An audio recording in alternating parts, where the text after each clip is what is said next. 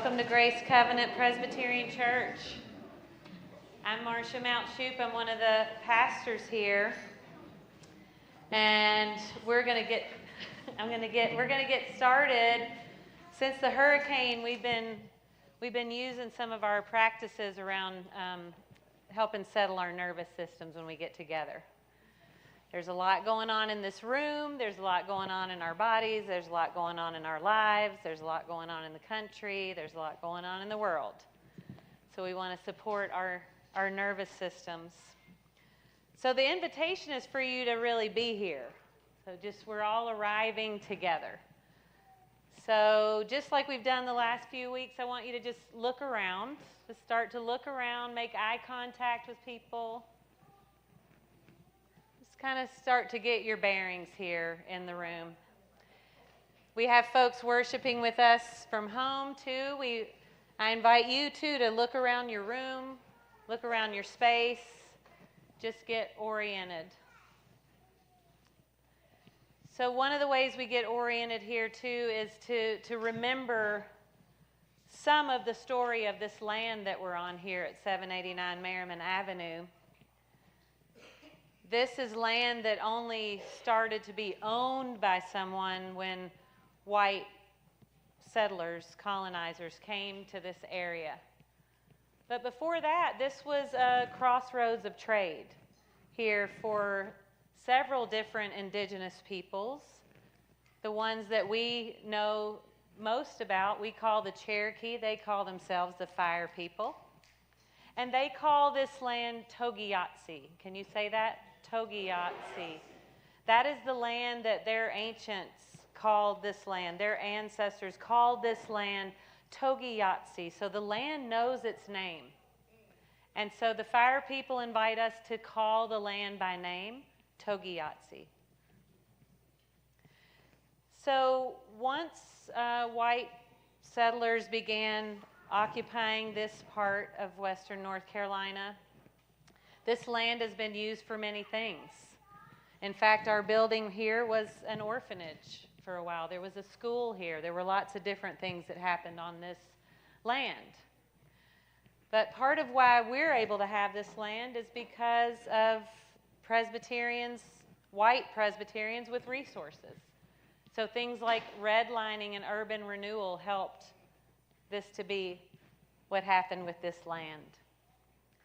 We also want to acknowledge that the name of our street, Merriman Avenue, is named after someone who was a state elected official. His last name was Merriman. Not only was he pro-slavery, but he really was one of the leading people in dismantling Reconstruction. So that's our street's named after that person. And even the name of our town, Asheville, is named after Mr. Ash, who also was owned people. Yes, Pat. No, many of our streets, Woodfin, many were named after those who enslaved people. So we just bring all that into our awareness. The other thing we bring into our awareness is that we're Presbyterians. And Presbyterians have done things like create boarding schools for indigenous children. Presbyterians have done things like, really prop up some of the ways white supremacy has infiltrated Christianity and the government of our country. Presbyterians have been a part of that.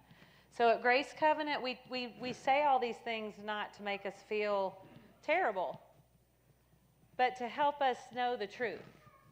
Because only when you know the truth and speak it outside yourself in community can you begin to get free from the way that our history can affect our present.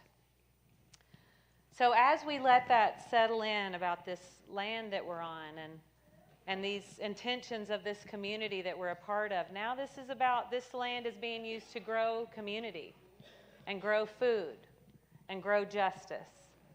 And so we acknowledge that all these things are very real. Can we take some deep breaths with one another? In through your nose, out through your mouth. Let's do 2 more.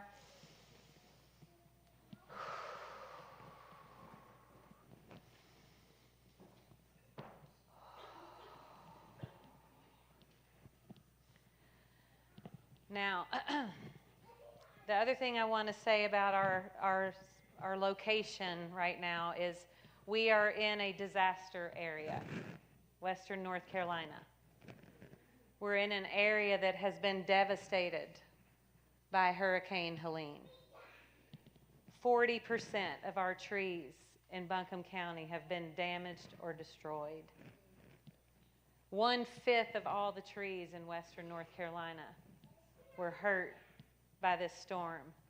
There were mudslides 6 miles long near where I live out in Fairview, Fletcher, and all of us, Swannanoa, there's so many stories, right, of just, we're in a disaster area right now, so I want to name that about our land.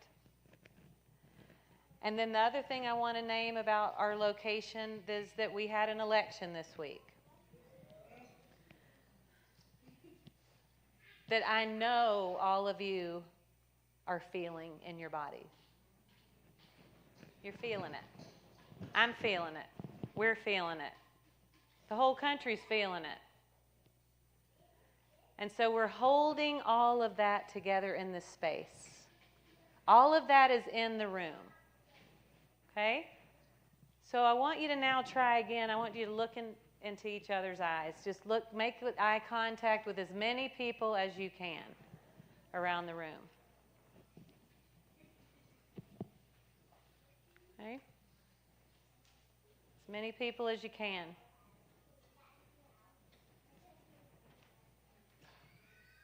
And now I want you to turn to the people around you and just say, I'm really glad you're here. I'm really glad you're here. I'm really glad you're here. I'm really glad you're here. I'm really glad you're here. I'm so glad you're here. Yeah. I'm glad you're here, Luke and Ray. Good.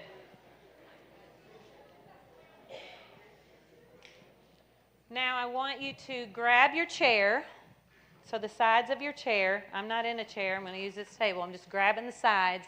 And I want you to really grip it as hard as you can. Just really grip. Just really grip it. You're holding on. Okay, we're holding on. Yes. Now relax. Let's do that again. Just grip your chair and hold on. Just feel the solidity of that chair that's holding you right now. And let go. One more time. Grip it as hard as you can. Let there be some tension in your body. And let go. Keep breathing.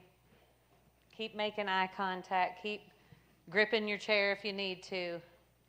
And let us come together in beloved community and seek God's voice together.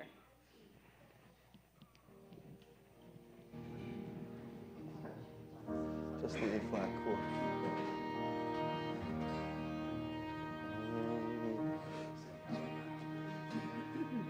Good morning, friends.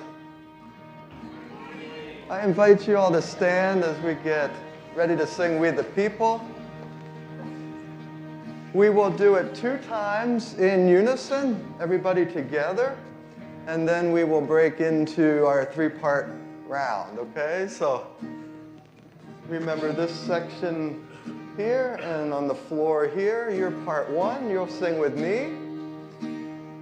Up on the chancel, you are part 2, and you'll sing with Michaela. And then folks on the floor here, this side, and anybody in the balcony, you'll sing with Andrea, and you'll be the 3rd part, okay? So remember, 2 times in unison to start.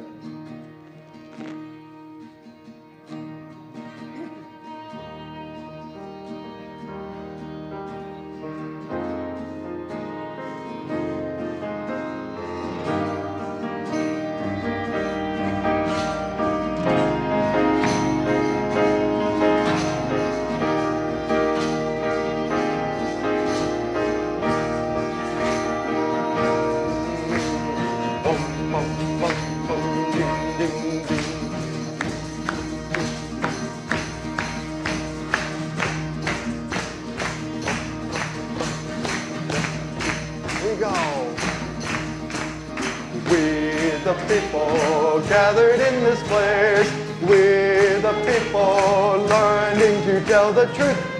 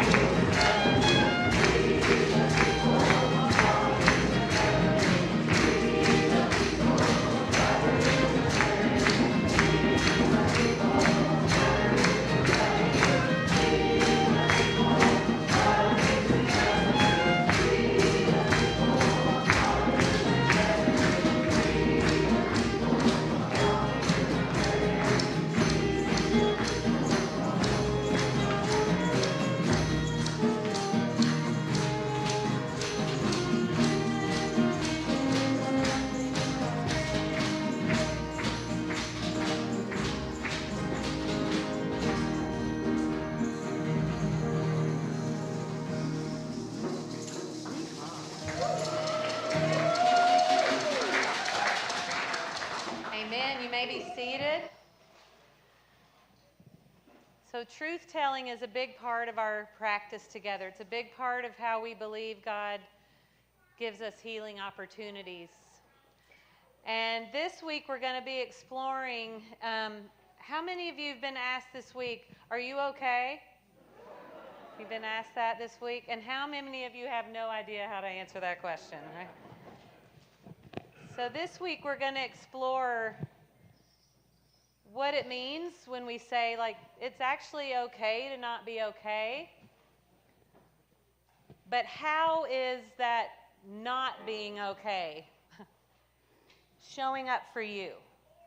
So Luke is going to be tending to our community as we share.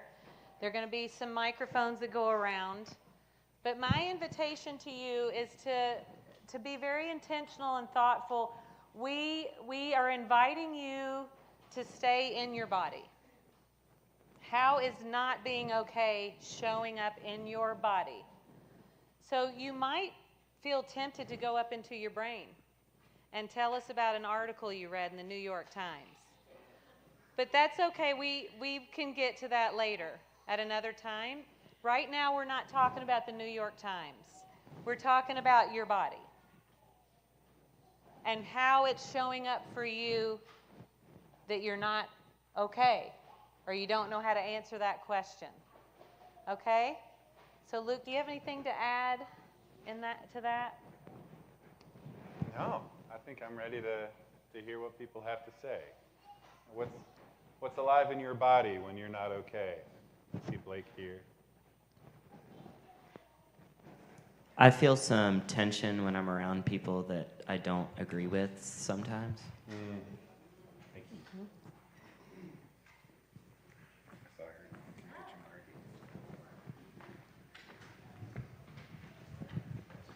And we have Amy Kim looking at the chat. Thank you. I think I'm just so beyond okay that I feel impotent in the sense that word means not powerful.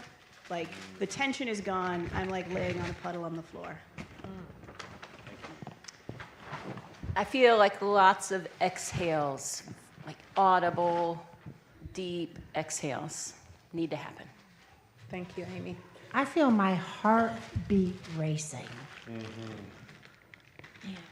Just tell me and I can say the things. Thank you. I keep realizing that I am not breathing without thinking about it.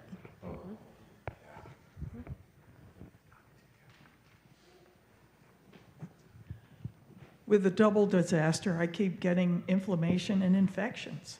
I mean, my body just says, hey, cut it out. I feel like I'm dragging a boulder around. I'm just, there's a heavy weight.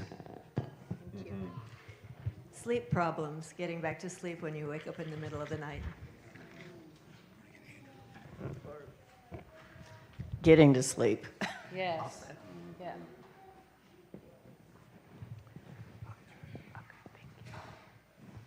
I feel like if there's not a thought in my head, otherwise my brain will be going in circles going, ah! Yeah. I can do it because I have my mic on. I feel fear. I feel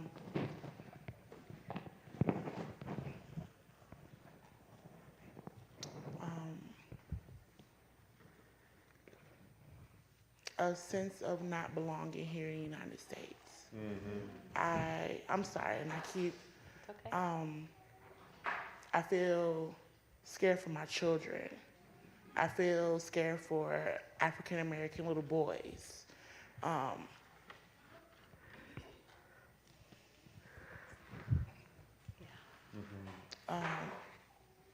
feel the racism. Heavily.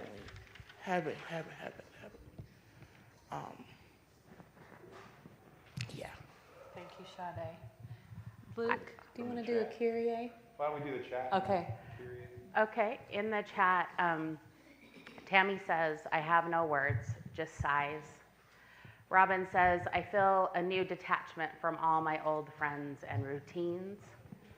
MC says, I woke up Friday morning sick with flu-like symptoms, but haven't been around anyone but Trina for 2 weeks, so my body is responding to me not being okay. D says, shoulders weighted, collapsed lungs, weighted heavy, sides of my eyes so heavy, confusion. Han says, I've been feeling nauseous most of the week. D says, I also feel my body internally wrestling with wanting to be okay, with not being okay, and feeling pressured to be okay.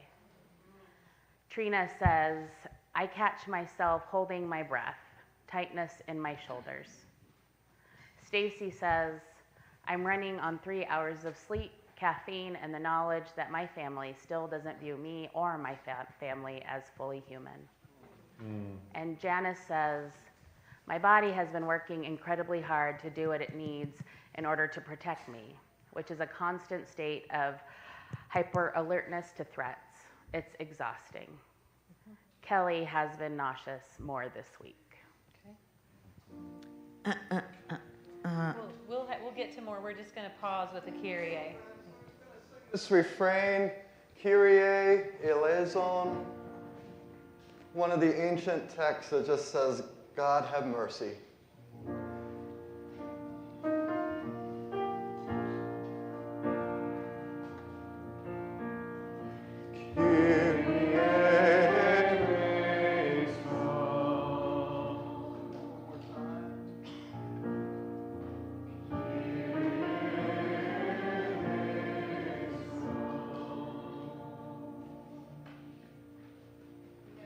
Judy over here. I feel like eating lots of M&Ms, which is Yes. something that I know I only eat when I'm deeply, deeply, deeply scared and depressed. Yes. Thank you, Judy. John? Go I ahead. feel periods of increased dizziness.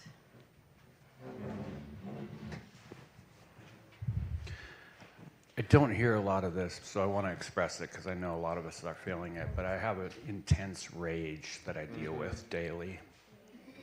And it's causing a lot of dysregulation in my body and my mind. I get a really bad lump in my throat. It just won't go away. I'm going to get Ayatunde here.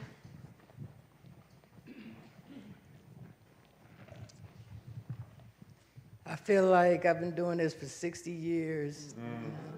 I'm in the twilight zone, and we keep going back to the same spot.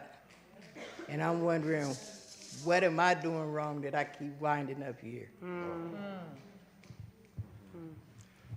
Along with everything that most of you have said, I'm finding myself teary. I'm finding myself fatigued. But also, as an 80-year-old man, I'm finding myself feeling guilt that my generation has not done more to get us to a better place. And as I end the end of my life, I worry about what's going to happen to my grandchildren and the other future generations.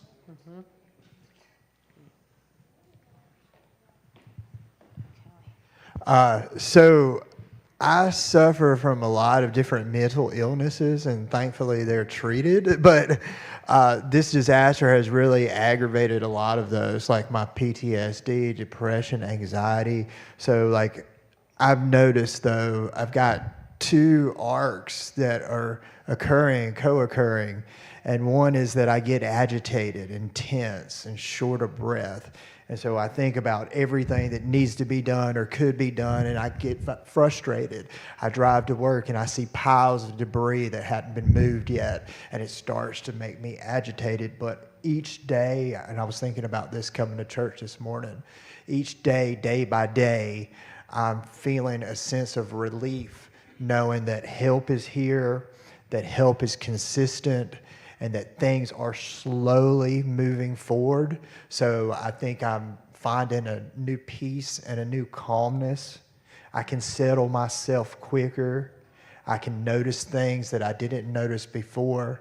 So overall, I see good rather than the disaster. I see all the great things that are going on, and that's just been a slow progression for me. I'm always scared for children. I'm especially scared for my own. I feel apologetic. I am a teacher. I teach students all over the world. I'm an ESL teacher. And when my Ukrainian students came to class on the 6th, everybody was in black like me. I'm from New York. And, you know, I'm like, how dumb can we be and breathe? But I told my students, I apologize, and I fought for you. I fought for us, but I fought for you too. Thank you, Shawnee. Thank you, Shawnee. I feel extremely nervous to be a Black trans individual in this climate. So we shall see what happens, but it is extremely nerve-wracking, to say the least. Thank you, Alex. Marsha, can I just pause? Yes. I just want us to notice the weight that other people's bodies feel that we have no concept of. That moment just there, I just want to breathe us through that. Thank you for your vulnerability and for sharing. Yeah, I think it would be a good time for another Kyrie, Luke.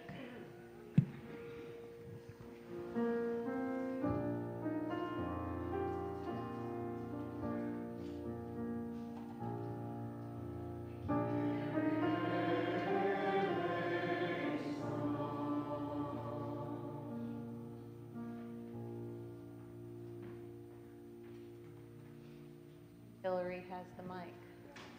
I've had difficulty with executive functioning, thinking, and also wanting to sleep a lot. And I went to my women's dance class on Friday, and we were doing this in-sync dance, and I felt the power of all of us together in my body, and the empowerment was so strong. And my thought was, this is how we're going to make it. And I was like, I knew I had to come to church today, even though I have a million things, because I feel it in my body, the empowerment versus the collapse when I'm with you all. Thank you, Hillary. I have some more from the chat. Phyllis is grateful for alternatives to standard American culture. Bill, some days anxiety makes it difficult to put my feet on the floor to get started. Erskine says, I find myself furious at our leaders' complete selfishness and unwillingness to let go. I am grateful to my God for friends like you in the church, Universal, and we surrender to God. Tyler says there are no words. Dee says no words, but thank you for the pause and giving us space to take in and let land.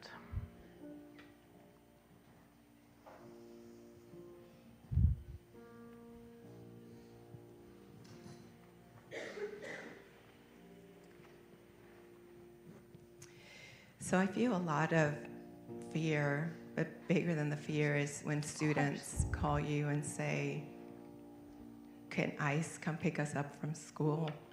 And we don't get to see our families anymore. Or when Black mamas call you first thing in the morning on Wednesday and say, I'm so scared.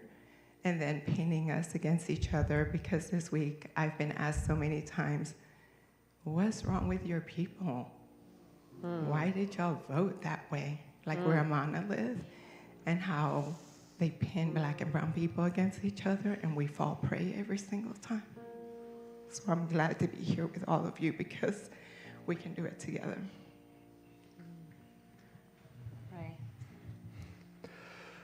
Right. Yeah, I wake up each morning with just a feeling of dread and in the pit of my stomach, and just both for fear for people that I love, and also just a longing for what could have been. Yes.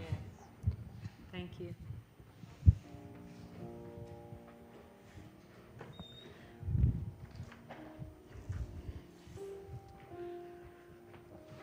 I'm trying.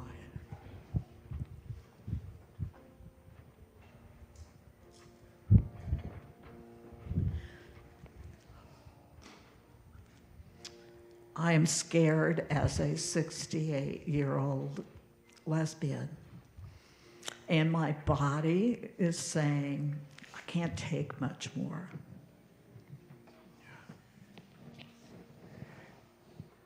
You think we could sing another refrain? Yeah.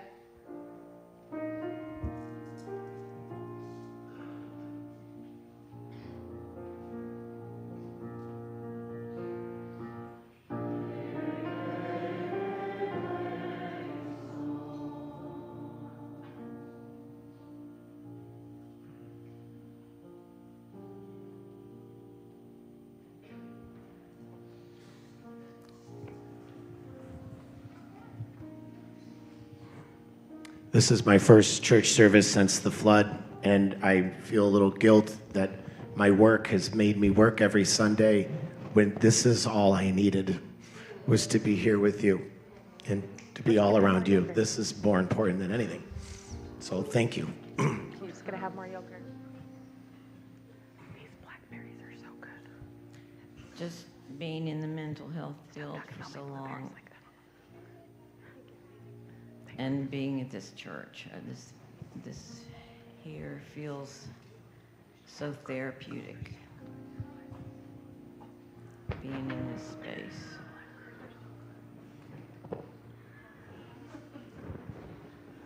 I feel despair and I feel fear, but I also feel resolve.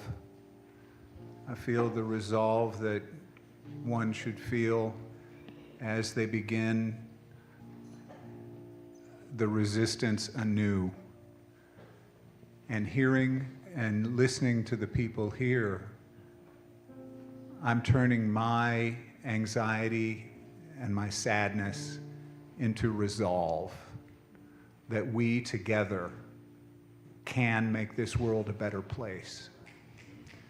And we look around this room and we see what this church is doing, and we listen to the words of the people in this congregation. That can be contagious. And we carry that out. And my feeling right now is resolve.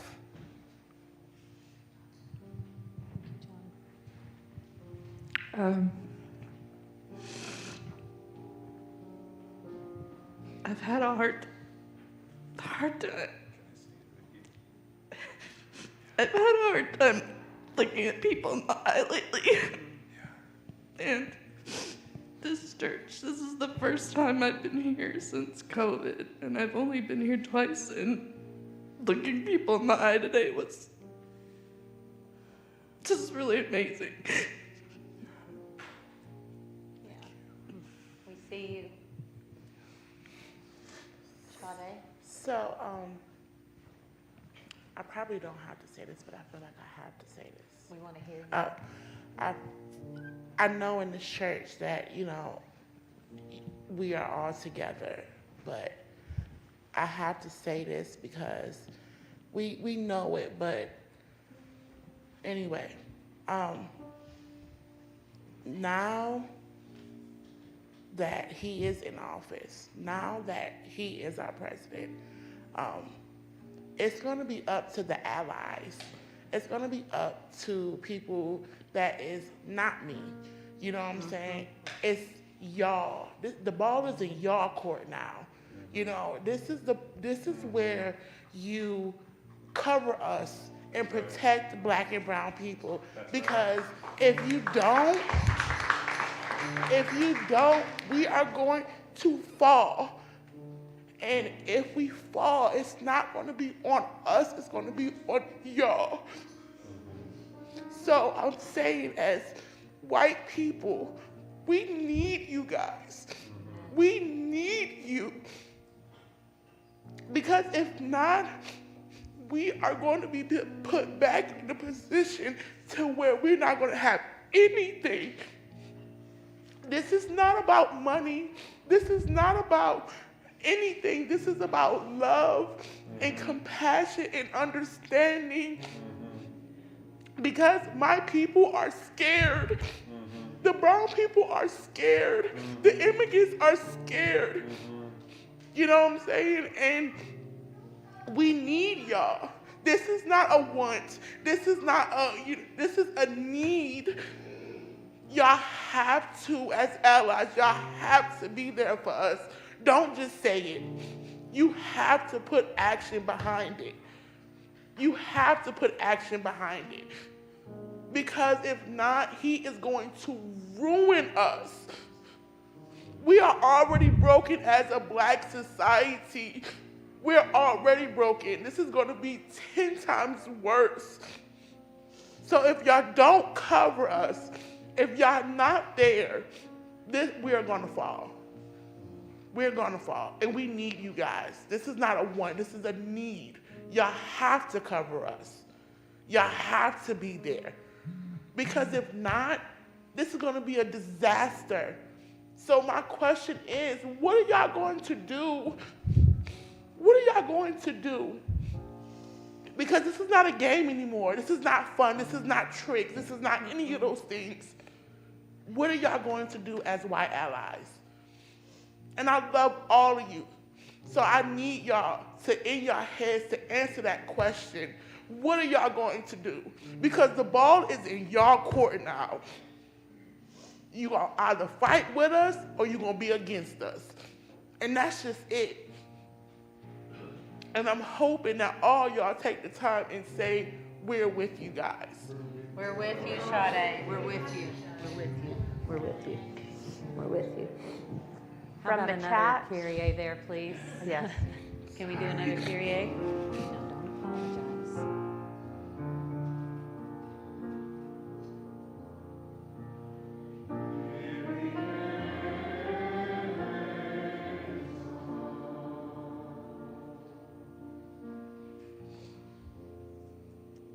From Brett, feelings of doing so much, yet still feeling it's not enough. Exhausted, but still committed. A drive to keep going, an extreme love of my colleagues and friends at GCPC, and scared. Thanks, Brett, for everything.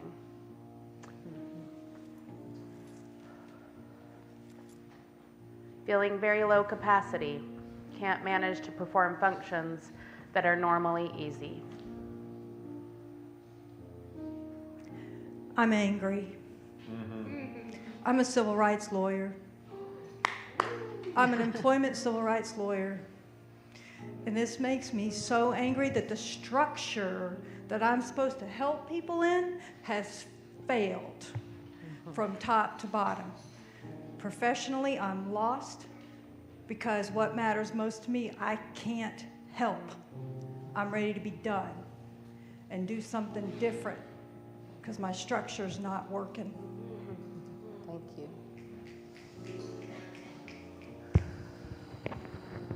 Isabel, over here.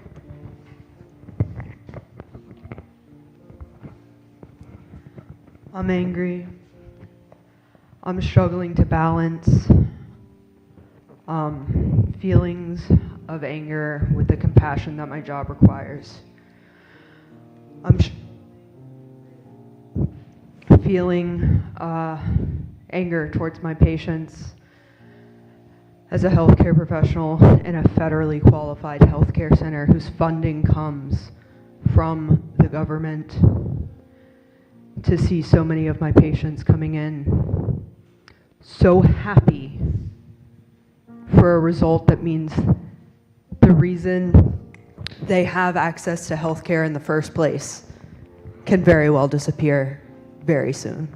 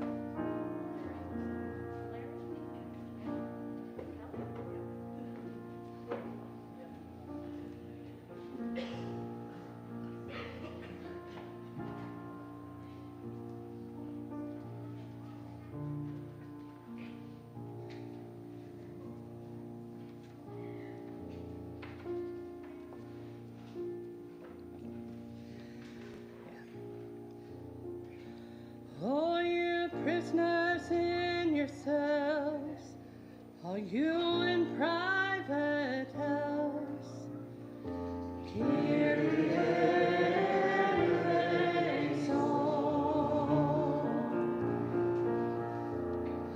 All you hungry and ignored, who thirst for something more, Kyrie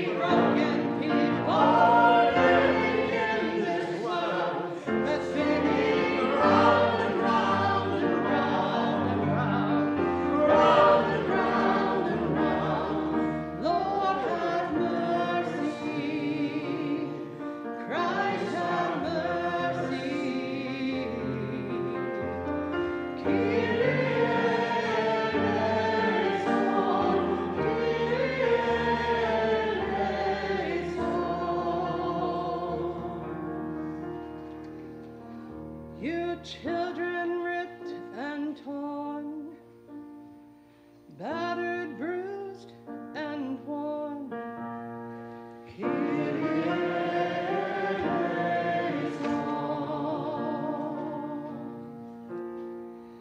All who look hate in the face, locked in hate's embrace, Kyrie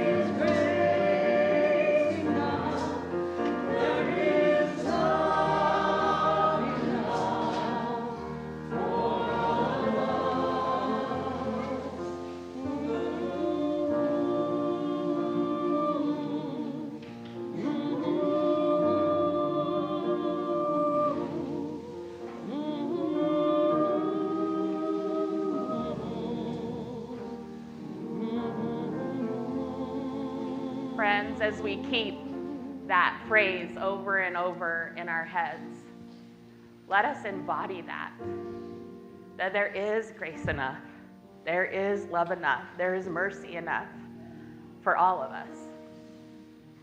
Thank God that God has a bigger imagination than us, that there are ways that we will move and breathe together that we don't even understand yet. But I want you to breathe in this moment, this space, because we're claiming this promise of mercy enough, even for the people we're very angry at. There is grace enough for those who, frankly, we don't even want to talk to. And there is love that is more abundant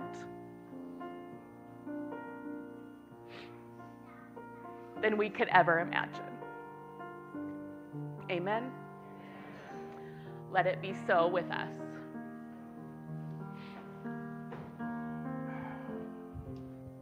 And friends, as we've held each other's truth this morning, let's also hold the peace that comes from God, as mysterious as that might be and as distant as it might feel sometimes. It's easier to hold with other people around. So, I sincerely wish the peace of Christ to you. Let's share a sign of that peace with each other and with folks online.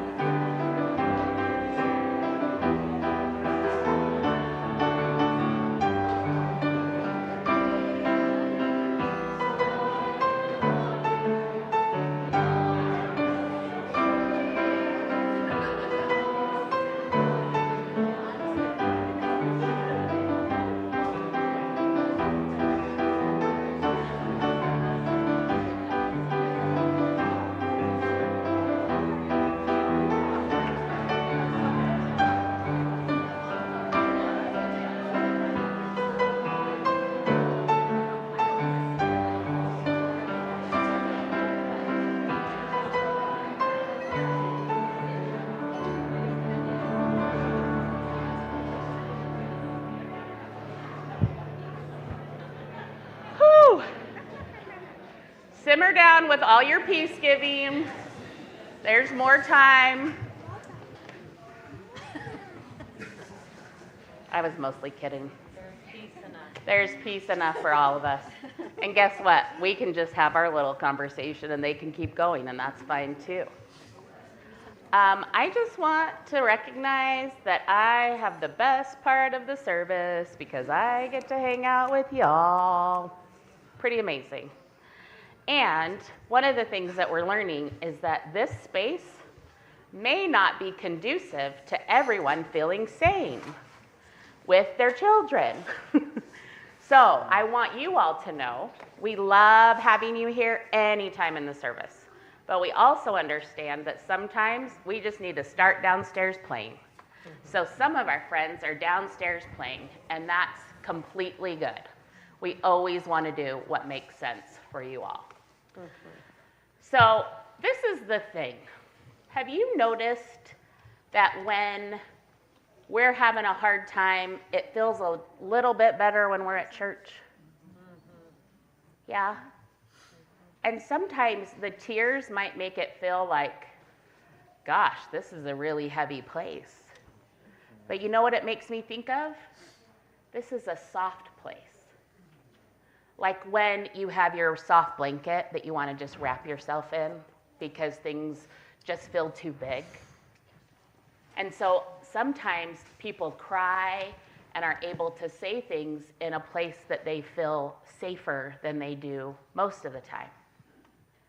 So I'm really happy that you all are here. I'm really thankful that people are able to share their feelings. That's really, really important. And also, Pastor Marsh is going to talk about it's also okay if you don't have the same feelings that everybody else has. Yeah. Because we're all different. And sometimes we're feeling really happy when other people are feeling really sad, or we're feeling really scared when maybe someone else isn't feeling that same scared. So we can all have those feelings. I'm wondering if there's anything this week that you want to tell us about.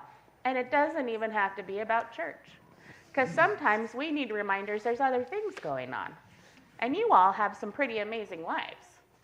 Anything you want to share with me from this week?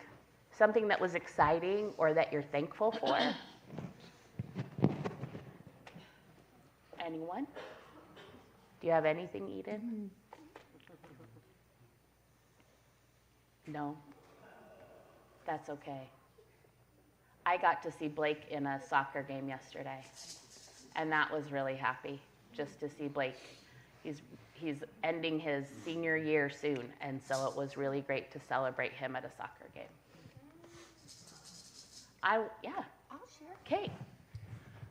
In my class, we were able to have our first visitor come and read to my students, and so my kids got to listen to other people read stories to them, and they were so excited. Nice. And it probably also gave you a break, which is awesome too, right? That's what we call a win-win, right? So mostly I just want to encourage you. We want to hear about the exciting things in your life and the things that you're thankful for, and that goes for everyone. We want to have space for all of that. But guess what? The circle keeps getting bigger because people keep showing up here. And sometimes they show up and they don't even know why they're showing up. And then we get our crazy love whatever scent on them and they cannot get it off. And they go home and they're like, what is this I smell? I like it, but I didn't think I was gonna like it. And now I like it a lot. And then I'm gonna have to go get some more because I don't want it to wear off. Anyone else felt like that when they come to Grace Covenant? Yeah. Yeah. We got some Jesus stank on us and we're okay with it. So we have some people who came this morning to have breakfast and to meet with the leaders of our church that are called elders. And they got to tell us a bit about themselves and why they are here at Grace Covenant. So if you are one of those people, if you could stand up for us, please. You all can stand up if you want to see.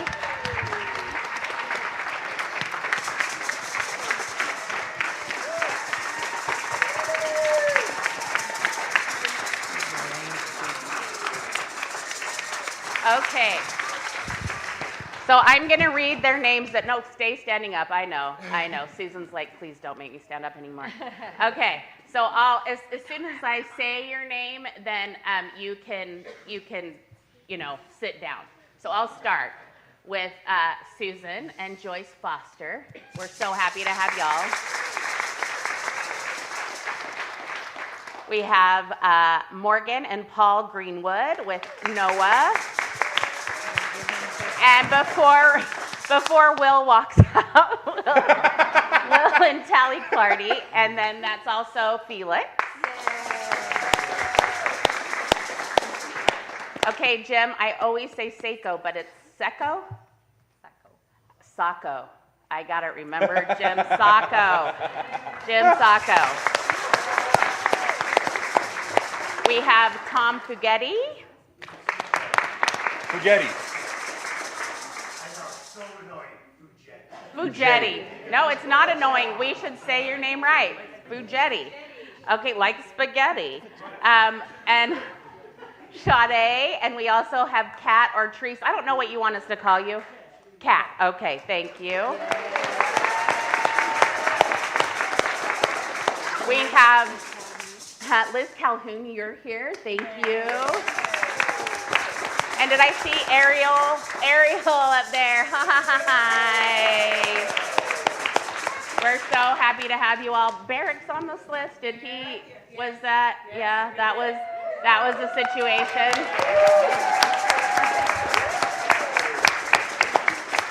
So, would you all like to pass out some bread for me? Okay, what we're going to do is we're going to say a prayer over the bread, and then you're going to pass them out, and then you can come back and meet me. Does that work? Okay, I'm going to get this bag of bread. Oh my gosh. So many members means it's really heavy. Okay. So this is what's beautiful about this bread. If you ate it all by yourself, you'd get super sick. Okay? Andrew, I beg to differ. So it's meant for sharing. So that's partly what we think about bread here, is it's for sharing, okay? So why don't we all use our amazing powers of suggestion and hands and put them towards the bread. We're going to do all the love. It's kind of like Jedi power we're putting into the bread. And then let's pray together. God of powerful love. God of powerful love. Thank you for bringing us here. Thank you for bringing us here. Help us when we don't feel okay. And be okay when we're okay. We thank you for these children. We thank you for the new people here. And the opportunity to grow together. Thank you for your love. And thank you for Jesus. Amen. Okay, so if you're a new member, I need you to stand up to get your bread, and they'll come find you. How's that? Let's do that one.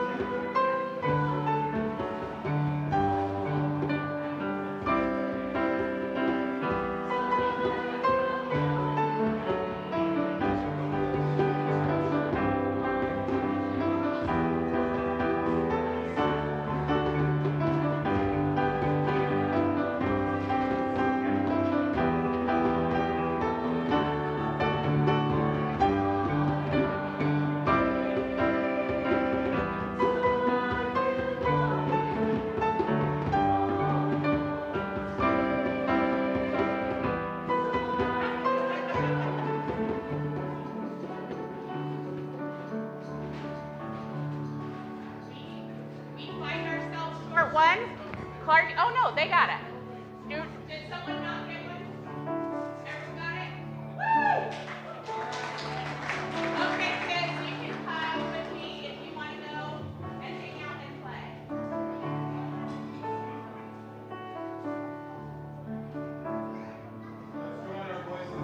prayer for illumination.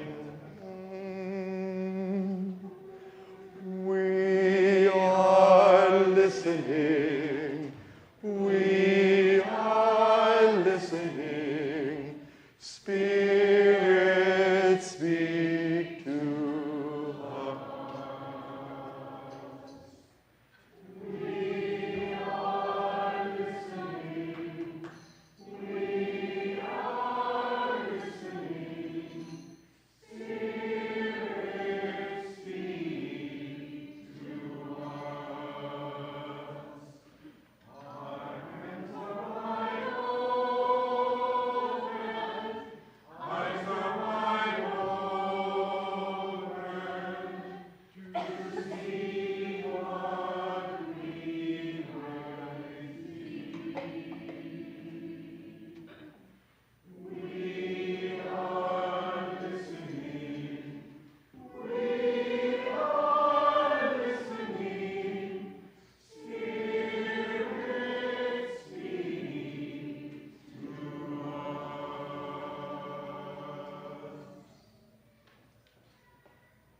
Our reading this morning comes to us from Psalm 52. We have broken it up into 4 sections here. I'm going to be asking for 4 readers. I'll pass out all the slips first, and then we'll listen together. If you want to hold those for a second. Maybe someone from over here. I see your hand. Thank you.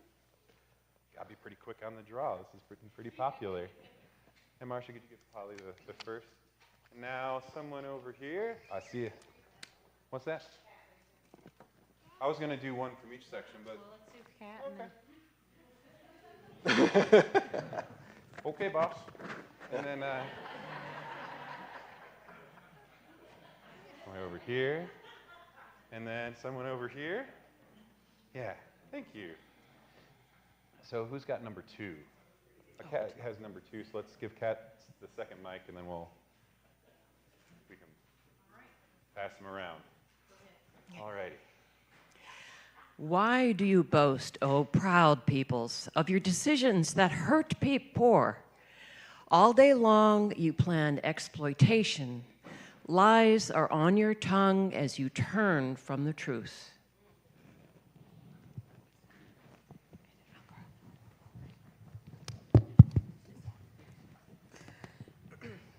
You love riches more than justice, burying your heads in the sand like the ostrich. So you are deaf to the cries of the oppressed, blind to their impoverishments.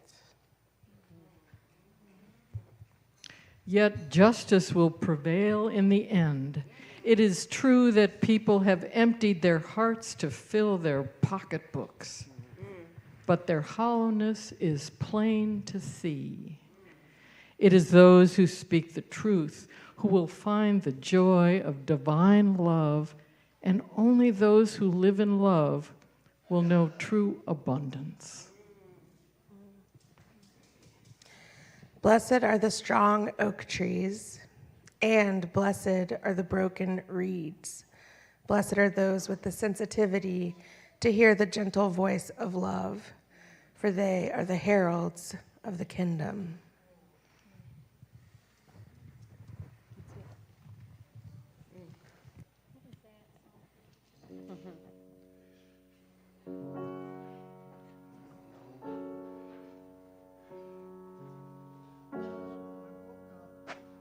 Wednesday morning and just prayed, what can we sing? What can the choir sing this Sunday? And this anthem is what came to me. And it's a beautiful anthem by Mark Miller called I Believe, and it is based on text that was found written on a cellar wall in Cologne, Germany after World War II, a place where Jews had been hiding during the Holocaust. And the words are, I believe in the sun, even when it's not shining. I believe in love, even when I don't feel it. And I believe in God, even when God is silent.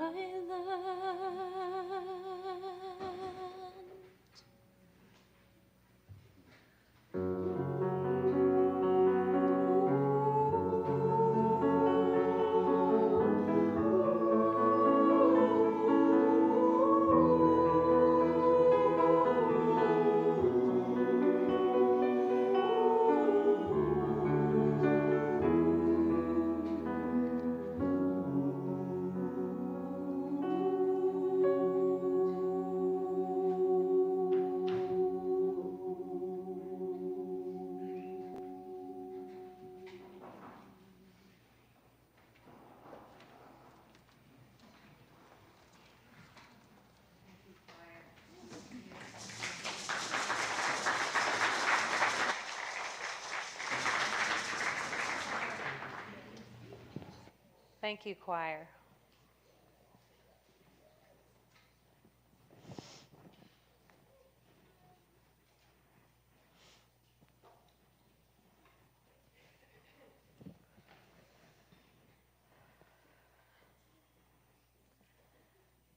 So there are lots of ways Spirit was tugging at me this week and through the night. But one thing has kept coming to me during this storm, and this might surprise you, but it's a song by Jelly Roll. So, I'm not okay.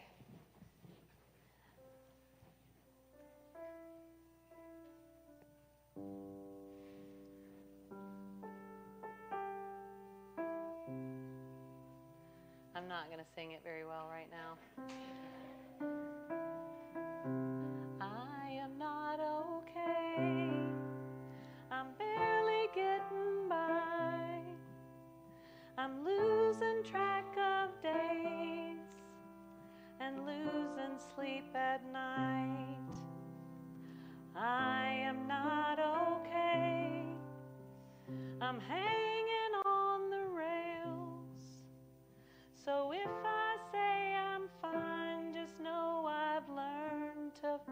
hide it well.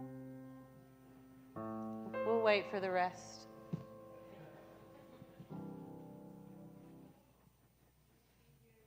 This song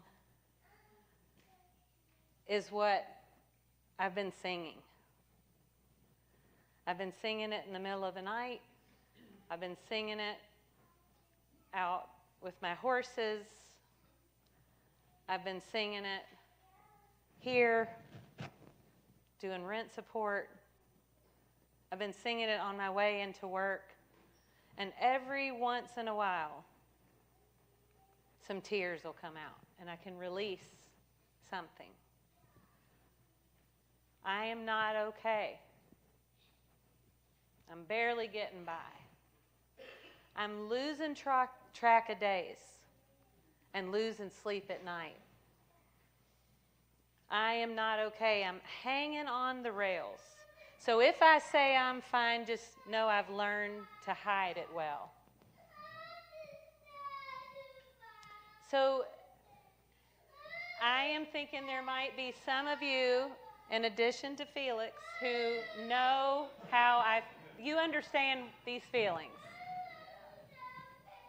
Do these words resonate with you right now? Yeah. So if you know anything about Jelly Roll, he's actually an interesting person. He's spent time in prison. He has struggled with addiction. He really kind of came onto the scene during COVID when he wrote a song that really connected with people while we were all on lockdown. And Jelly Roll wrote this song this year. And what he said is, I'm writing it to all of you out there that it's okay to not be okay, but also we're all going to be okay. So let's do that next part. Ray.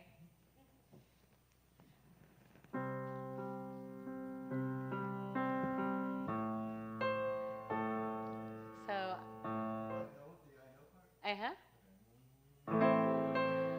know I can't be the only one who's holding on for dear life, but God knows, I know, when it's all said and done, I'm not okay, but it's all gonna be alright. It's not okay, but we're all gonna be alright. We'll come back to that again, but you can take it down now, Kyle. So I've tried to stay off of social media. I didn't watch 1 minute of election returns because I knew in my body what was going to happen. So I have not been ingesting a lot of the chatter. But a couple of times I went on Facebook to put something on about our hurricane site, and I saw a lot of people talking about, well, don't worry, God is in control. God is in control. God is in control. And maybe that's what Jelly Roll means in this, we're all going to be okay. Because later in the song, he talks about a holy water tide, that when it's all said and done, we're going to get to the other side. All the pain will be gone, and it's going to be all right. So there are a couple things I want to unpack today together. One is, everything's not all right now, but it wasn't all right. It wasn't all right before the election. It wasn't all right before the storm. It wasn't all right. So we need to remember that we woke up in the same country we went to sleep in on election day. The next day, it's the same. And it's very scary to see it so clearly there. What's most important to the powers that be in our country. That's scary to see in such clear relief. And I think we were hoping for something else. We were hoping maybe people were ready for something else.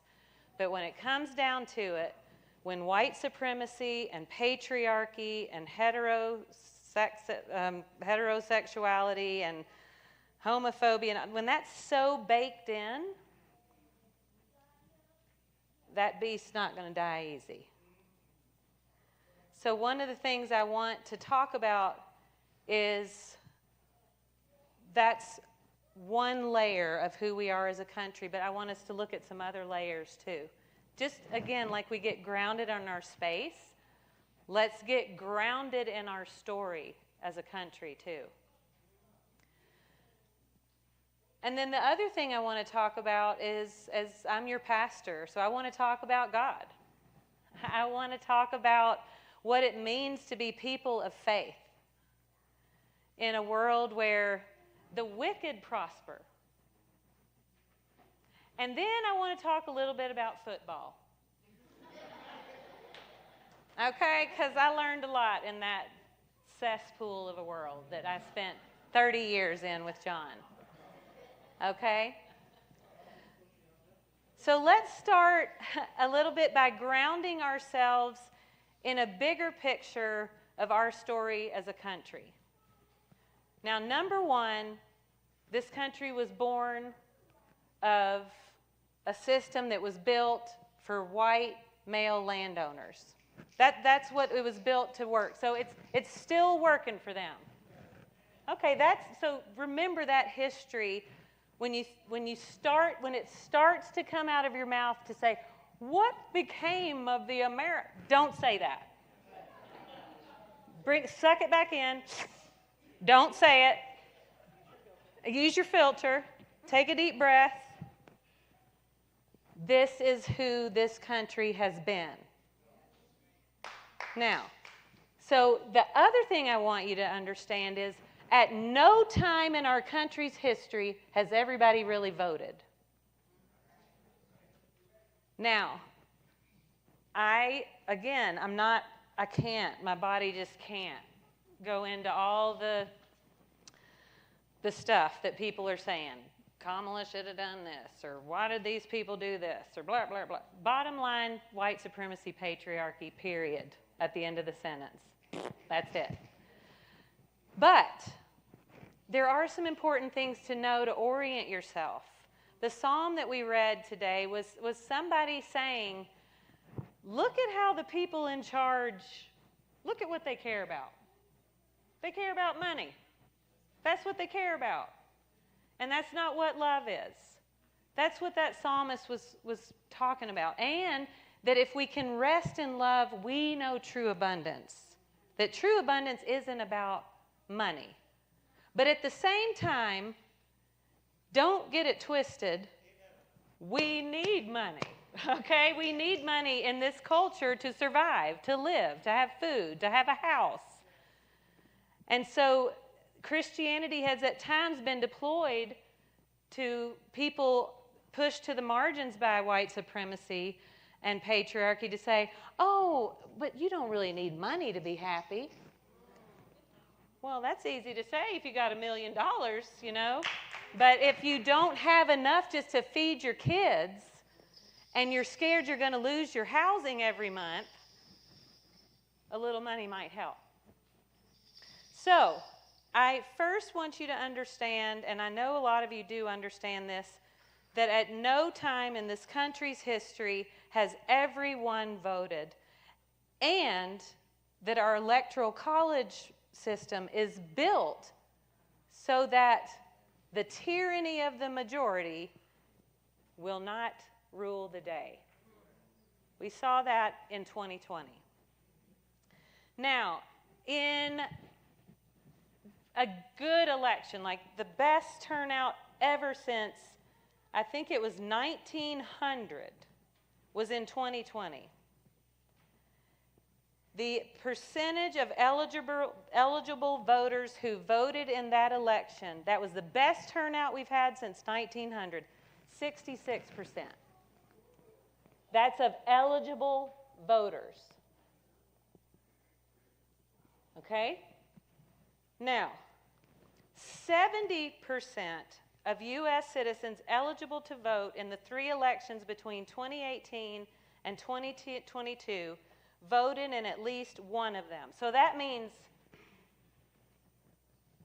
70% of those eligible.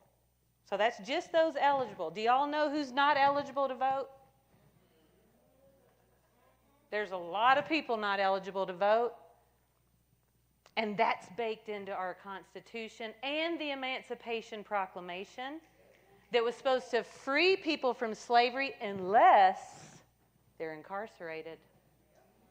Then they can be used as slave labor. Then they don't get to vote. Their rights are taken away. It's just slavery by another term. There are a lot of people who don't get to vote. People who aren't citizens of this country don't get to vote. They're the backbone of our workforce, of our service economy, of our agricultural economy. They don't vote. So, if you put all that together, the number of people even eligible to vote is just barely over half of the country. Okay? So now, let's think about that even all the people eligible to vote aren't voting. Now, I don't know what the turnout was this time. Again, I'm trying to take care of myself. I haven't been reading all of it. I haven't been looking at all of it. But on 1 second on Facebook, I saw my sociology professor from college say that it was a lower turnout. So I'm just going with that. I trust him. I think he knows what he's talking about. So that means if 2020 was the biggest turnout we've had, and 66% of eligible voters voted, that means that was less than that this time. So, yeah. Here's the other piece, and this has always been the case in America. The demographic group that has the highest percentage of its group participating in voting are white people. The biggest demographic group to vote are white voters. Now, for a lot of this country's history, that was just white men. Okay, we know that in the 20th century, early 20th century, that's when white women got the vote. And also remember in that story, white women turned on black women. They turned on black men, and they left them behind in that fight. And literally told them to get in the back of the parade for voting rights. 43% of white voters who are eligible to vote in all 3 of the elections from 2018 to 2022 voted. Okay. So even all the white people aren't voting. But the percentage of people in other demographics that vote, that engage in the electoral system, is even lower. Now, some people might look at that and say, well, that's their fault. Why don't they vote? Now I want to roll up my sleeves and I want to tell you a little bit about voter suppression. I want to tell you a little bit about internalization. I want to tell you a little bit about just being frickin' bone tired of trying to make this system work when it wasn't built to work for black and brown people. Gerrymandering has made it really difficult for black candidates to win. Gerrymandering, much of it that is illegal, but the courts upheld it or ignored it or it got mired down in things, makes it very difficult for progressive candidates to win. So we got gerrymandering. Then you've got voter registration laws. You have to have an ID. You have to have voted in the last election. You have to have this. You have to have that. You can't have changed your address before this date, that date, and the other. All the ways that we create barriers to voting instead of trying to make it as open as a process as we possibly can, with the dog whistle of what? Corruption, when there's very little evidence of that. So there's voter suppression, there's gerrymandering, and then there's the fact that people who are pushed to the margins by white supremacy and patriarchy and the systems that create, just a feeling of this thing ain't built for me, is a disincentive to vote. There are a lot of people that didn't vote this time around because they don't think it matters. Now, we can sit here and say elections matter because they do. We know they do. We know that there's a lot of rhetoric right now about what's going to happen in January. That remains to be seen. My hope is that this is a bunch of clowns and they're incompetent and they won't get anything done. That's my best hope. Let's pray.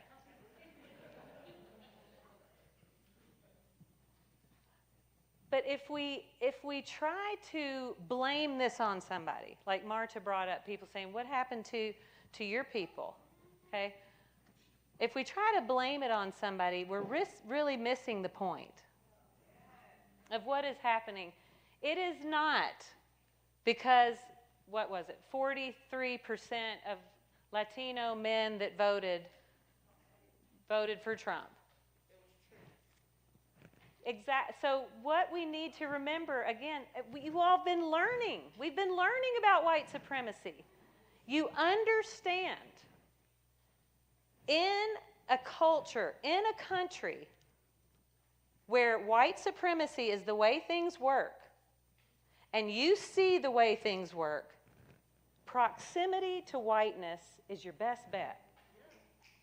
That has always been the case. That's different than internalization, right? Remember this kind of double consciousness thing that, am I getting it wrong? Frederick Douglass Du Bois, W. Du Bois, thank you. I knew that wasn't right. W. Du Bois talked about the double consciousness. So a person of color in this country, he was talking about black people having a double consciousness, that there is a consciousness that has to move about in the white world, and then there's a consciousness in the black world.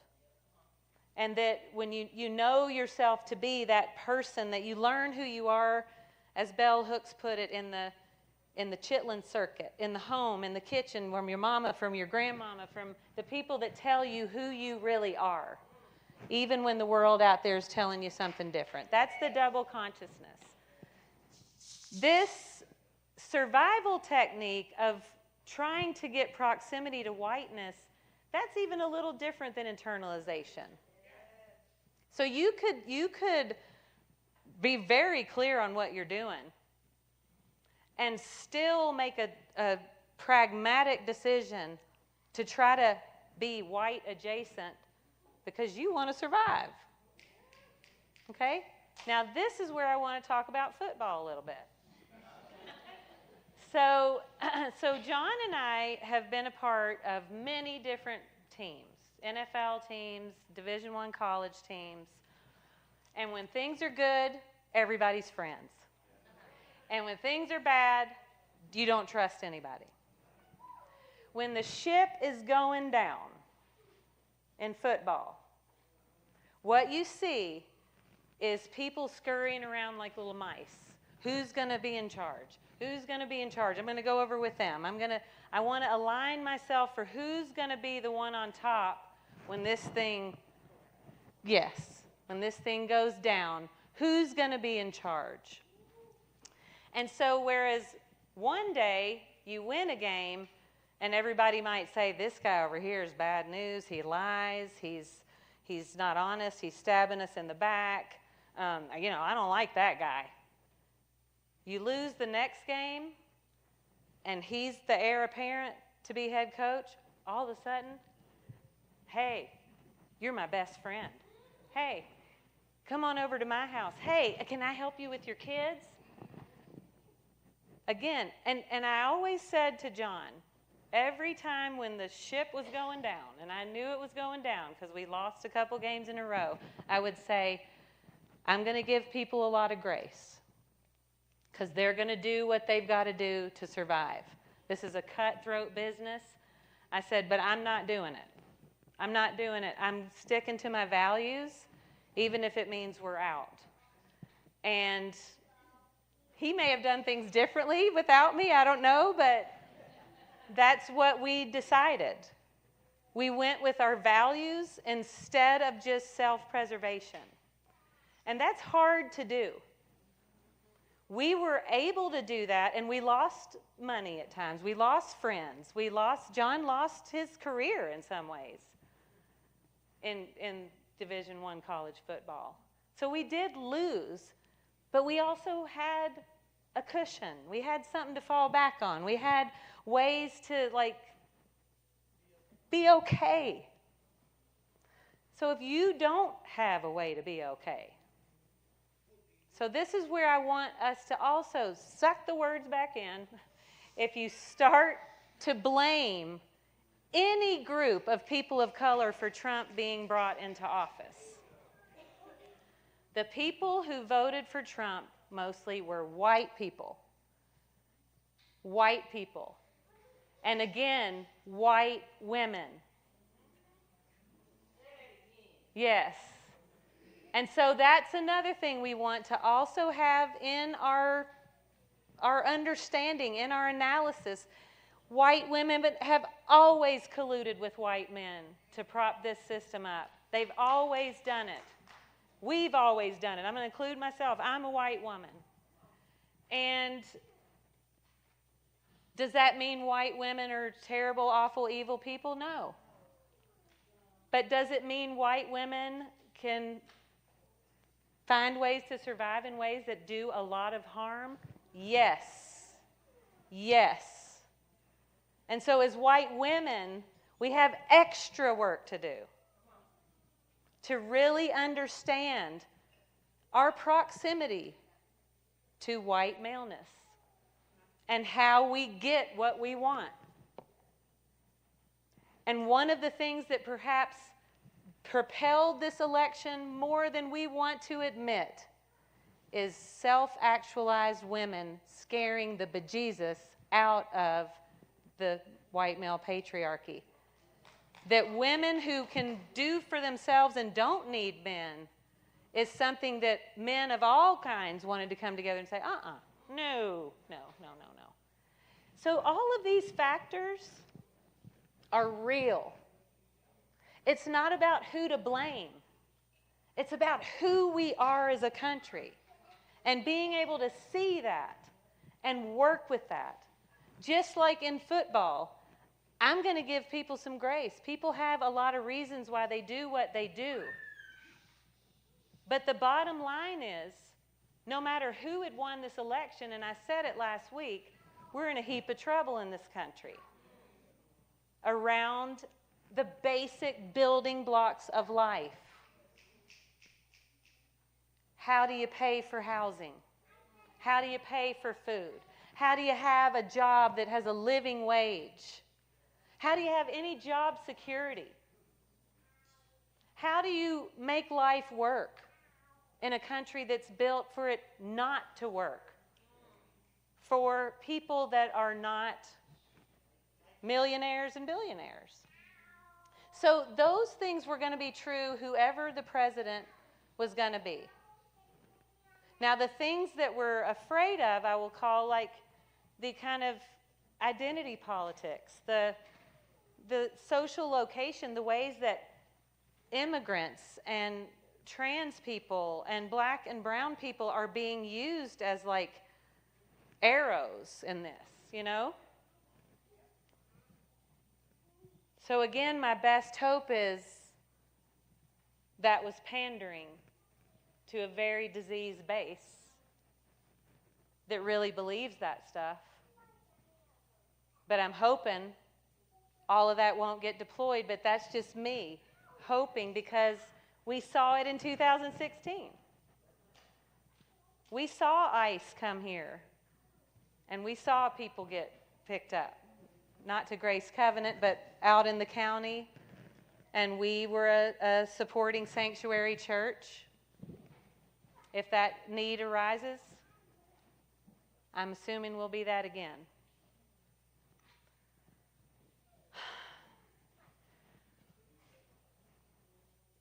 So, take a deep breath with me.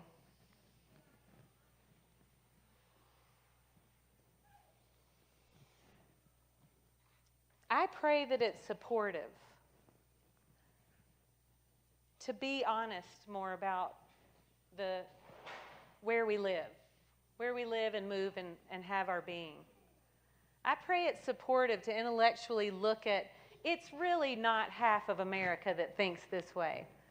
It's more like maybe 25, 30% maybe. When you think about who does and doesn't vote and all those things. That doesn't make it any less scary. I hope it helps you to think about all the things we've learned around white supremacy and patriarchy and the terror that is created for people who are vulnerable. Because there's a vulnerability level in white supremacy and patriarchy that is, it's withering, it's weathering. Okay? Just like Ayatunde shared, tired of it. And I appreciated, John, you saying you feel resolved. We need our white men to be out in the front. Just like Sade said. This is not a game. This is not a class. This is not a book. This is not an idea. This is not an ideology. This is not a political group. This is life. And what we're trying to build here at Grace Covenant is a true community where we really, really, really, really, really have each other's backs. So this is where I want to get to the God part. Can we sing that one part again before I get to the God part? You all sing this with me, the part that about, I know. Yeah. I know I can't be the only one. Yeah, I know I can't be the only one. You're doing another place. I know I can't be the only one who's holding on for dear life. But God knows, I know, when it's all said and done, I'm not okay, but it's all gonna be alright. It's not okay, but it's all gonna be alright. Alright, now this is me, this is Marcia, pastor, theologian, but mostly it's Marcia, child of God, that's lived through a lot of shit in my life, excuse my English, French, whatever language that was. I've lived through lots of things. Well, I've felt very alone, where I've felt very unsafe in my own town, in my own community, in my own family. From a young age, I have had that experience of where you live, that you're not safe, and that you don't know who you can trust. It's dehumanizing, and it changes us, and it changed me. And I've said this before, and I'm going to say it again. It's because I have been in that place that I will always have your back. I will always have your back. And as long as I live and breathe, as long as I'm a part of this community and the role that I have, we will always have your back. We will always have your back. And that's where the God part comes in.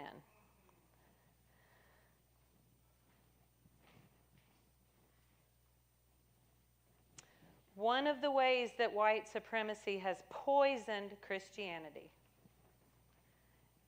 is that we've been taught that God's power is the ultimate version of white male domination. And I don't believe it. I don't believe in that God. I could never worship the white male God. The God that I call us to listen for and to look for when we come together is a God of perfect compassion, a God of unending capacity for companionship, a God who loves us so much that God wants to be close to us. That's what Jesus teaches me, that God wanted to put this flesh on to get close to us, to know what it feels like to be us, and to experience all of it, including betrayal and public execution. That's the God that's telling me we're all going to be all right. And I'm not just talking about after we die. Because I do trust that when we die, when I lay my head down, I'm going to rest. I am going to rest. I'm talking about before we die. What'd you say, Luke? That's why I'll do it when I die.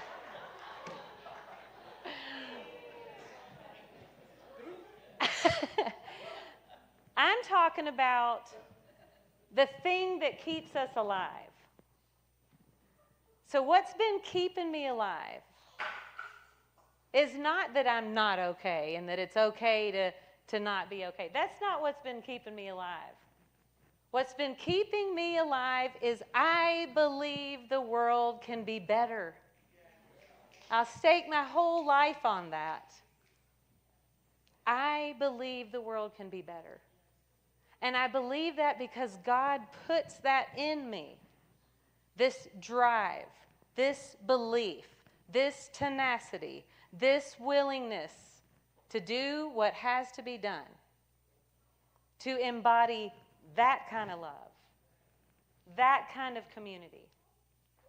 So when you start to get scared about the future, come on over here to church.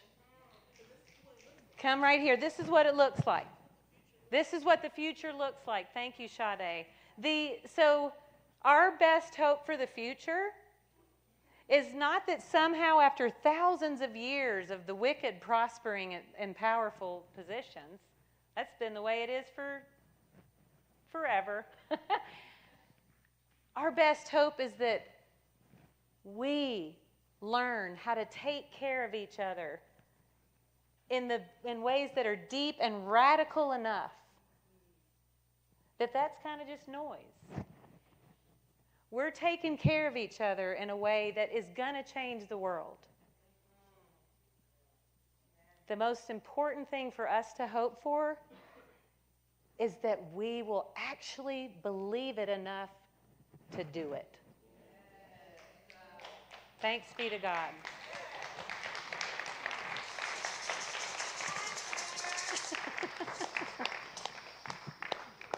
Oh, yeah. No, that's me again. Sorry.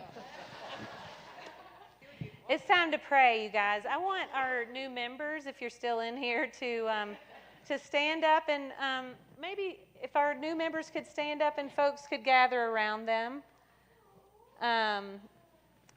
Put a hand on them. Let's pray.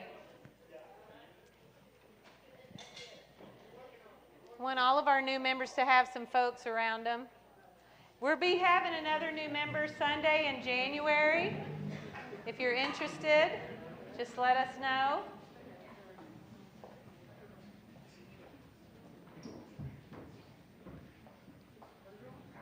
So So these are the prayers of the people. So there's going to be a time in the prayer where you can say names aloud that you're in prayer for. We won't be using the microphones. We'll just say them aloud. But let's pray, Grace Covenant. God of grace, God of mercy, God of love. Thank you for this beautiful creation, for the world of bird song and light speed and oceans full of mystery. Thank you for the mysteries of your love, for the ways that you want to come closer and closer to what it means to be human, so that we too can find our way back to you and right relationship. God, I lift up this community of faith that we call Grace Covenant Presbyterian Church. And we especially rejoice and wrap our arms around these new folks that want to commit, that want to be a part of this in a deeper way. God, we thank you for what we're going to learn from them. And we thank you for what they'll learn from us. And we thank you for the ways that you're teaching us how to take the next step, and the next step, and the next step together. God, we lift up the pain deep in our bones, the fear, the vulnerability, the exhaustion. We lift up feelings of, is it even worth it anymore? We lift up the feelings of, is there anybody I can really trust? And God, we trust you to consecrate it all, to serve your highest good, to teach us how to pick up the pieces together and find our way back to beloved community in the storm. So God, we pray that you would strengthen us for the road ahead and give us a deep sensation of grace so that when we need to rest, we will. When we need to stretch, we will. And that we remember what it feels like to be surrounded by a community that's so glad that we're here.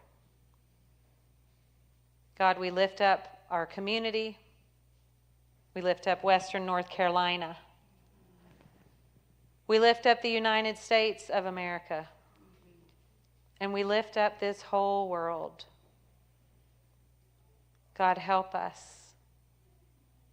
Have mercy on us. And show us the way. In all your holy names, the people of God all say, amen. All right, you guys, just a few announcements before we sing our final song. I want to invite Malachi Gassaway to start his way up here. Malachi is going to speak about stewardship. You don't want to miss it. We also have an original song written by MC Ellis that will be projected on the screens here in just a minute. So you don't want to miss it. Stay in your seat because it's going to be good. I want to invite our ushers to come in with the Connect pads. We hope you'll sign those so we can properly greet you and celebrate your presence and build community while we're together. I hope you'll find ways to connect. Remember, there are ways to volunteer. I'm going to talk about that in a minute, but our Hurricane Relief Center is open today.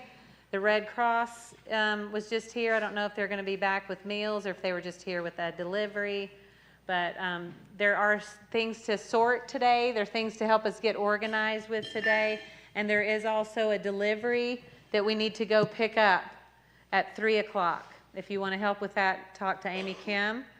We're also hoping that some generous, amazing human would have room in your garage for some Depends. Because we have a lot of Depends. And they're not moving as fast as they were the first few weeks, but We know we know they will be needed in God's time. So we don't want to let go of them quite yet, but we could move some out of here to make room for the other supplies. Take a pack for yourself. Nobody's looking. Nobody's paying attention. Okay. Malachi, one of our ruling elders, is here to talk a little bit about stewardship, and then we're going to end after you with MC's song. Yeah, I'm glad I don't have to follow that. Yeah, right. So yeah, I just wanted to talk to y'all a little about our stewardship campaign. I know it's like a crazy time. And also something I did want to name is I recognize it's a pretty awkward time for some of y'all, especially for me, because I don't have a lot of money to give. I don't have a lot of money to really spare to give to the church. And I'm sure a lot of you are in a similar boat. And I just want you to know, I see you, I hear you, I'm with you.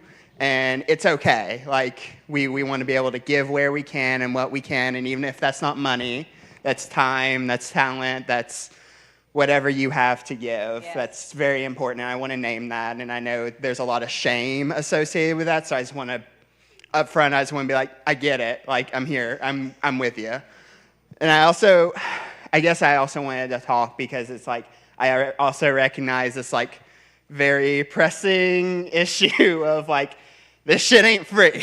Like, capitalism is getting worse and worse, and it's not free. Like, we gotta, like, we have to be pay for it somehow. And so, and there's all these, like, amazing programs we have. Like, we have, like, our amazing staff. We have this right here. Like, all the supplies you see. We have our programs like Formation, we have Pride Collective, we have the Power and Race team, we have our garden. Like, all of that costs money.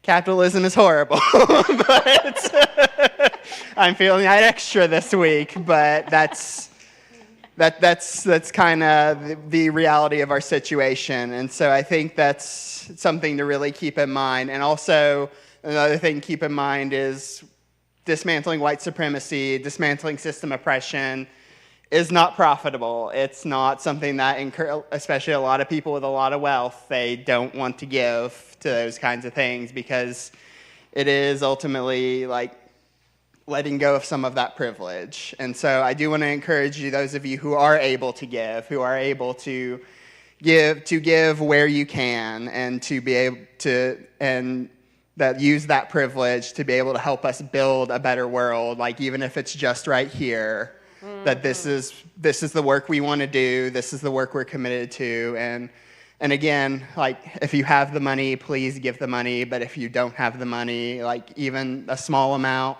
but if not, like your time, your talent, whatever you're able to give. And so I just wanted to be able to say some of that. So did I forget any of that? Excellent, Malachi. Thank you, Malachi. That was very good. I gave a little shit before I opened the door for it. Yeah.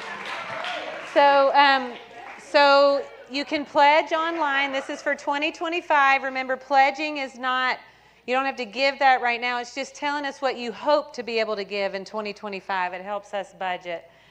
We're also still taking donations, of course, for our hurricane relief. And we welcome any resources that you want to share today in our offering. I'm going to invite our ushers to come forward and take up the offering while MC and Trina sing to us about pledging.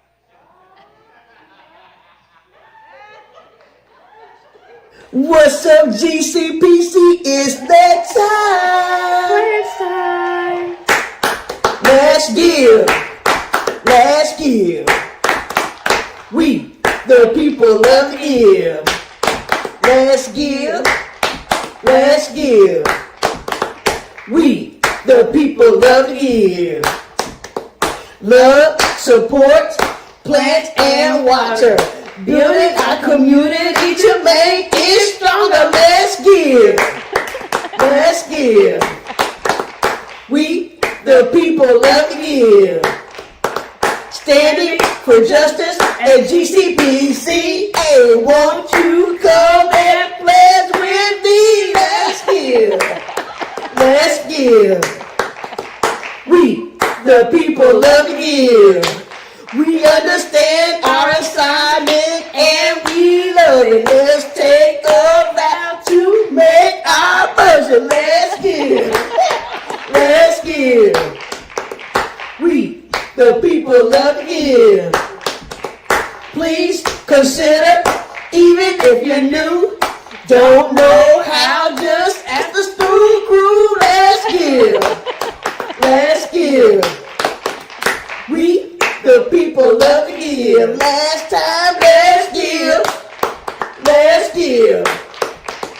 We, the people, love to give. What's up, GCPC? Is that? All right. Yay. Thank you, MC and Trina. They're watching online. Thank you all so much. So, before we sing our last song, just remember this week is a big week for lots of our neighbors. This is when eviction letters are going to start hitting the courts. Tuesday is the first day that eviction papers will be filed in the courts. And we're seeing a lot of people that are in that situation.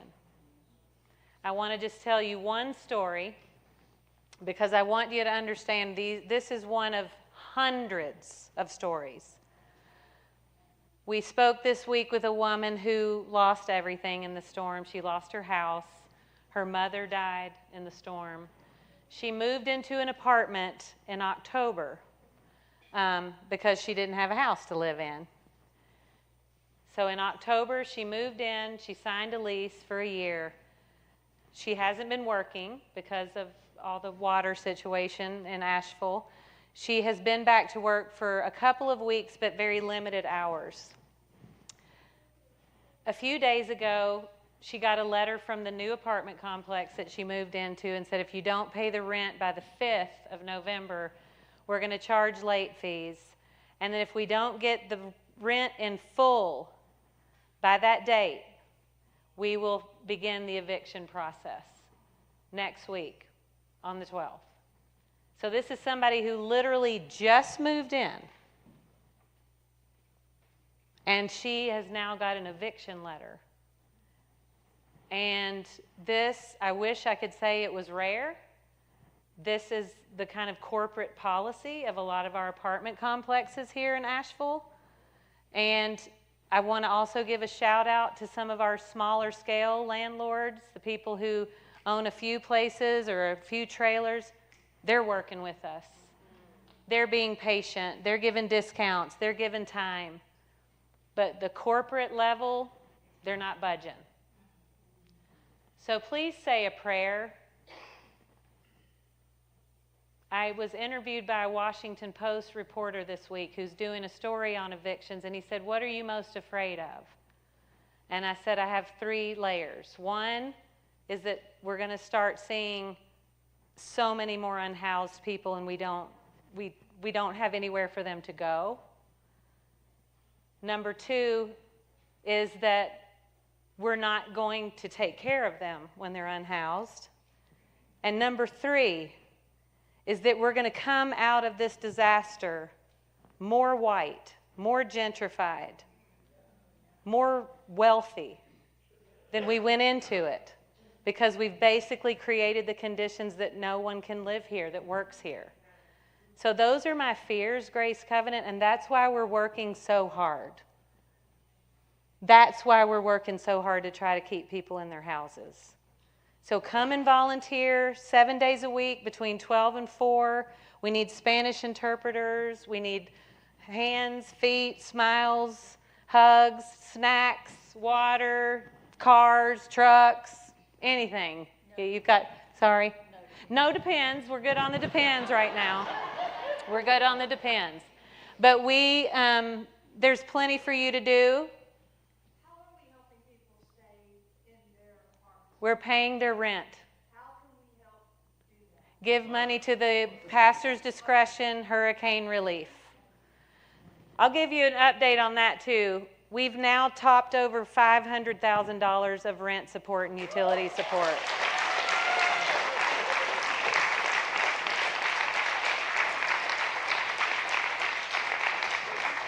Our donations are just beyond that. I think our donations are I can't remember. Brett maybe can put it in the chat.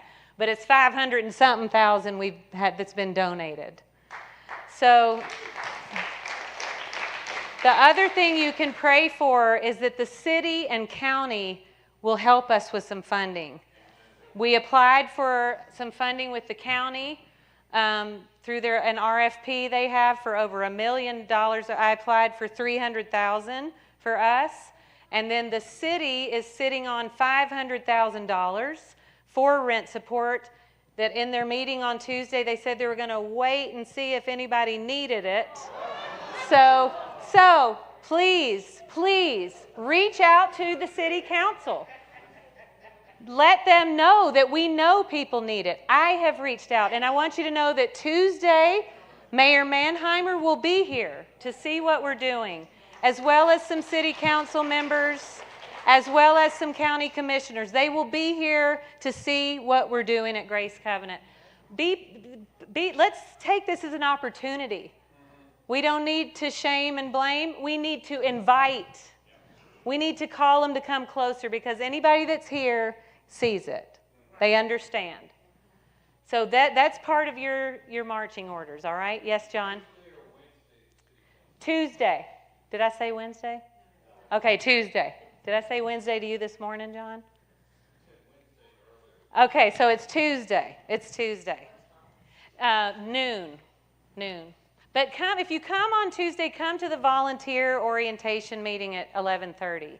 That's really where we get our minds right and our bodies right for the job. All right, Ray, we ready to sing? Okay. Oh, I'm sorry. You know what? I read some. I did read something. Boom. Okay, yellow.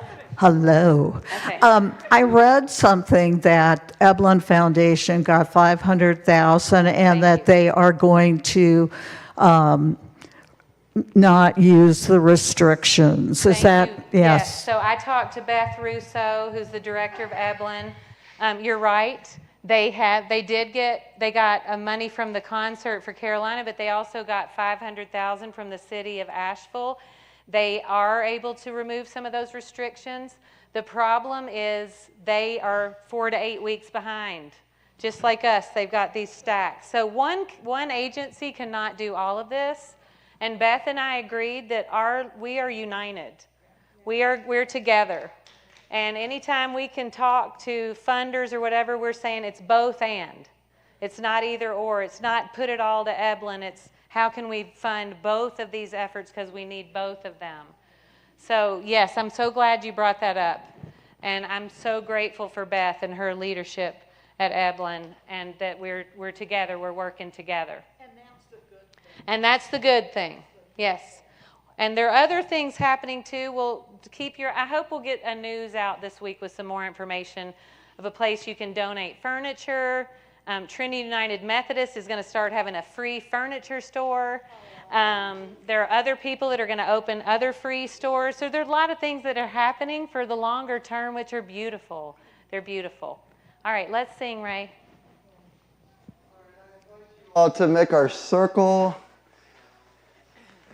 Be careful as you move, but let's see if we can make a circle together.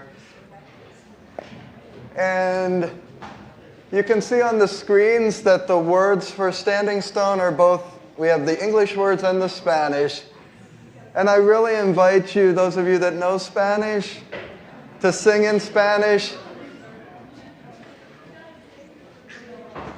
It's a beautiful thing during the week when everybody's in here. We hear both Spanish and English happening, and so this is just a way of really celebrating that.